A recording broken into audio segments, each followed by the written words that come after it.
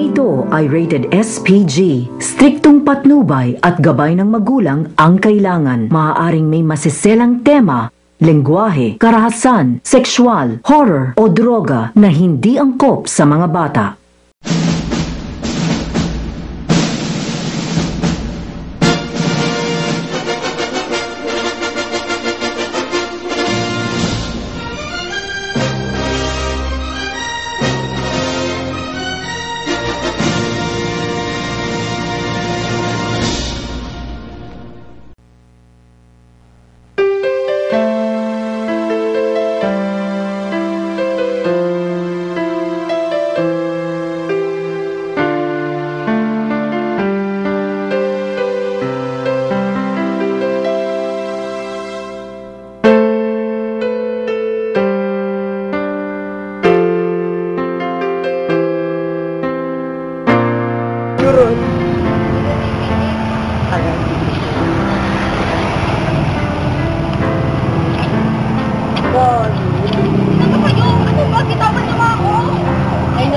Huwag ka na pumalagpa, di na kaula.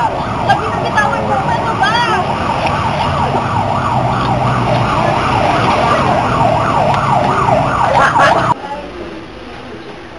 Aida! Kanina pa kami nag-aalala sa'yo. Ano nangyari sa'yo? Ano nangyari sa'yo? Ano nangyari sa'yo?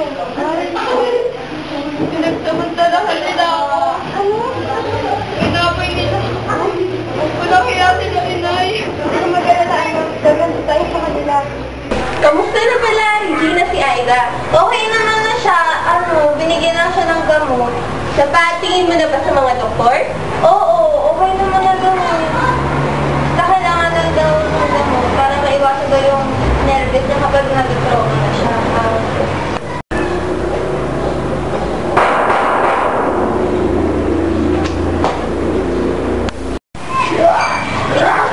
Magandang tanghali ho. Si Mayor po ito. Nandiyan po ba si Mrs. Calderon? Inay, nagana po sa inyo. Nanay, sasara mo. Magandang tanghali mo. Magandang tanghali rin siya. Nandiyan po bang bahay ito? Oo, may pinapaupahan mo kami dito.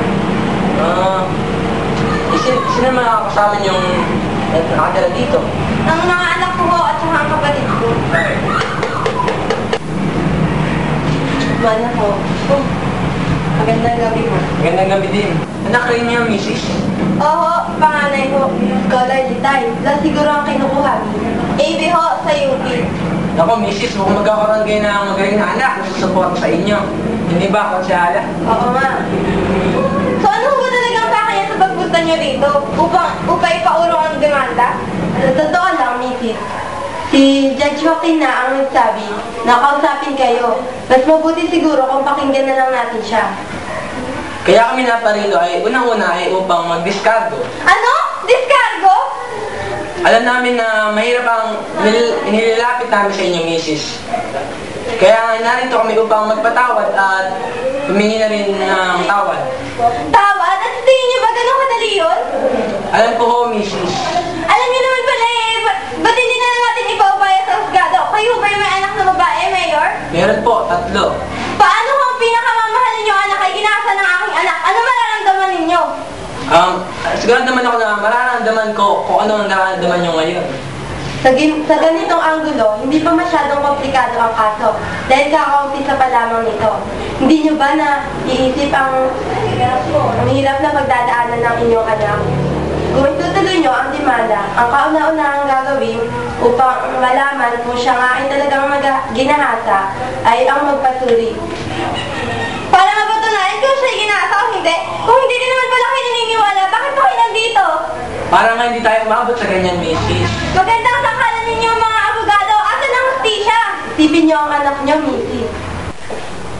18 taon mong pinakaingat-ingatan, inalagaan, pinalaki, tapos ano, bababuyin, pagsasamantalahan, pagpapasapasaan, hindi ko pinalaki ang anak ko para paglaruan ng mga anak ninyo. Let's not be too sentimental, Mrs. Calderon. Makakalis na kayo, hindi ko iurong ang demanda. Sasabihin ko sa abogado namin na mailipat kami sa kabila. May kinikilingan din pala ito si Judge Joaquin eh. Grabing akusasyon yan, Mrs. sitwasyon. Paano nyo yan mapapatunayan? Halimbawa na ang totoo, Mrs. Saan at kanino kayo dilipat? Sino sa mga uwet ang di kaalyado ni Mayor?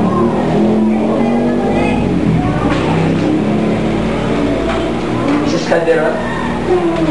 Ano to? Akala nyo ba mabibili niyo ako? Hindi ko kailangan ng pera niya! Magsilayas kayo! Layas!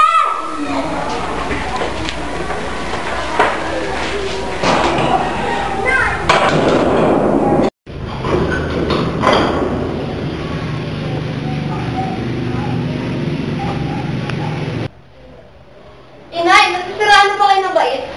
Mas sayang na ang pera natin. Hindi naman malabo at hindi naman tayo manalo.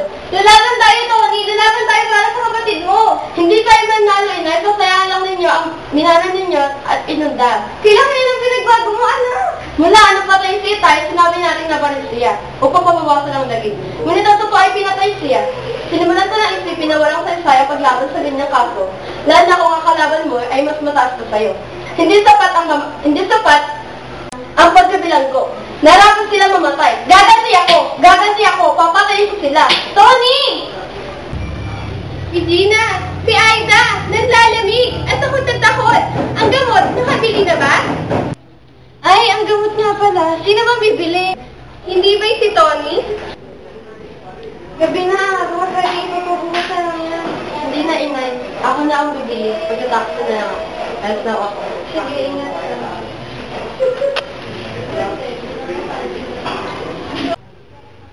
Nakaisa po ba si Kuya Inay?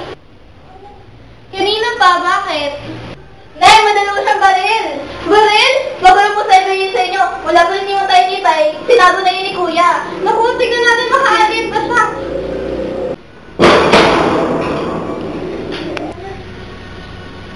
Nay, akit na po ako saan. Sige.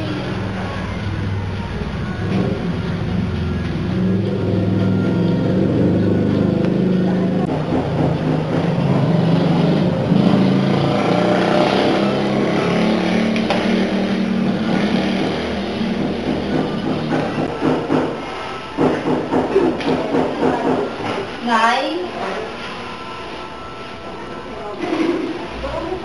Nay? Ano yan? Aida? Gamot ko po, Inay. Kaya mo, nariyan na ba? Wala mo kaya. Siguro ko ng gamot mo eh. Ano oras na? Ano kaya yun? Ba't nga pa nagising ka ba? Nagiwa ako makatulog na yun. Ano nang ganas? Check up ako.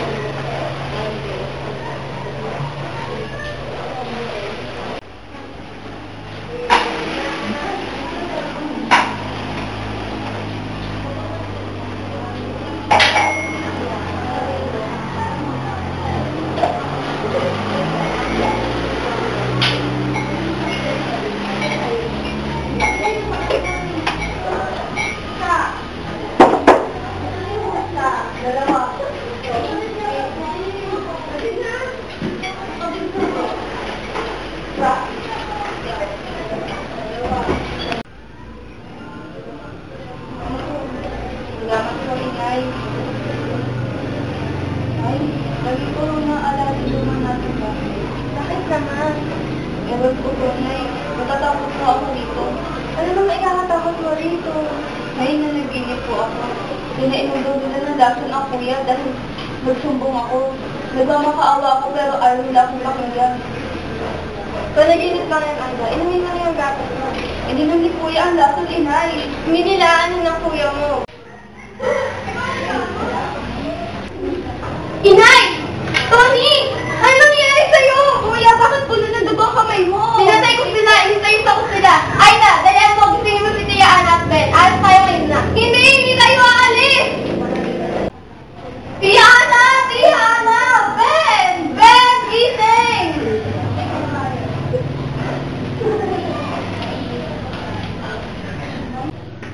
Bakit mo ginawa yun, Tony? Hindi tayo aalis. Akin yung baril. Kailangan ko to, Inay. Kailangan ko protektan ng sarili. Akin na to!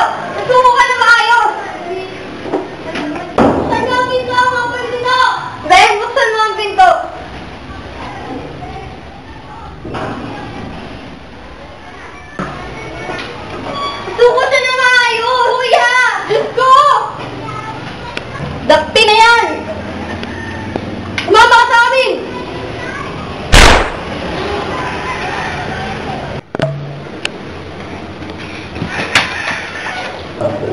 Ang ka ng bait.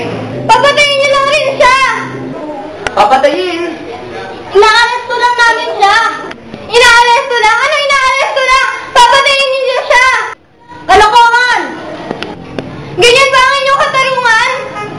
Eh paano? Nanlaban siya? Nanlaban? Ano nanlaban? Paano nanlaban sa Tingaret? Usasa na yan! Dalhin sa husgado! Hustisya! Hustisya? Husgado? Hindi niyo alam ang kahulugan yan! Kayo, Mayor! Alam niyo ba ang kahulugan yan? Maulang iya kayo lahat! Maulang iya kayo! Manahimik ka! Parang tayo, Mrs. Pinatay ninyo ang sarili ng anak! Pananagutan mo yan. Oo, mananagutan ko ito! Dalhin na sa presinto. Sige, dalhin niyo ako! Husgado, presinto, hustisya,